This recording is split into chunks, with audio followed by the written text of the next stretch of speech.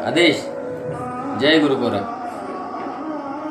आज सध्या आपण पाहिलं तर प्रत्येक माणसाला असं वाटतं की ईश्वराने माझ्या जीवनातच खूप दुःख दिलं, माझ्या जीवनामध्येच खूप संकट येतात, मलाच खूप संघर्ष करावा लागतो. पण खरं सांगा, ईश्वराला संघर्ष करावा लागला नाही का? माझा श्रीकृष्ण जन्माला आला त्यावेळेस तुरुंगात होता, मग त्याच्या जीवनामध्ये संघर्ष नाही का? आणि जेव्हा गोकुळात आला तेव्हा पुतनासारखे राक्षस, अनेक राक्षस येऊन गोकुळावर हल्ला केला.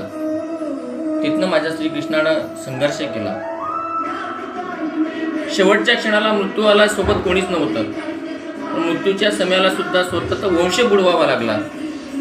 मग सांगा, तुमच्या जीवनामध्ये जास्त दुःख आहे की त्याच्या जीवनात जास्त दुःख होतं? आपण रामायणामध्ये बघितलं तर रामाला 14 वर्ष वनवासात जावं लागलं. संघर्ष त्याच्या जीवनात नव्हता का? त्याच्याही जीवनामध्ये संघर्ष होता. पण वेळेची वाट बघा, नियती तुमची वाट पाहते. आणि जे घडणार आहे ते आधीच ठरलेलं आहे, कारण रामायण रामाच्या आधी झालं होतं. म्हणून तुम्ही चिंता करू नका, एक दिवस तुमचा नक्कीच येईल. आणि त्या दिवशी तुम्हाला वाटेल की हे दिवस चांगले होते आणि येतील तेही दिवस चांगले असतील. ओम शिवगोरख, जय शिवगोरख.